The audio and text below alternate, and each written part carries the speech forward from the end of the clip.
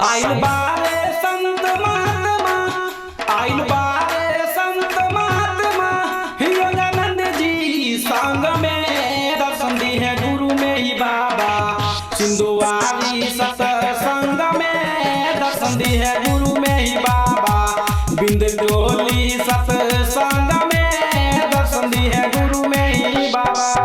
आइल बारे संत महात्मा, आइल बारे संत महात्मा, योगानंद जी संग में दर्शन दी है गुरु में ही बाबा।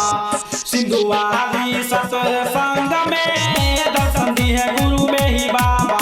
बिंद डोली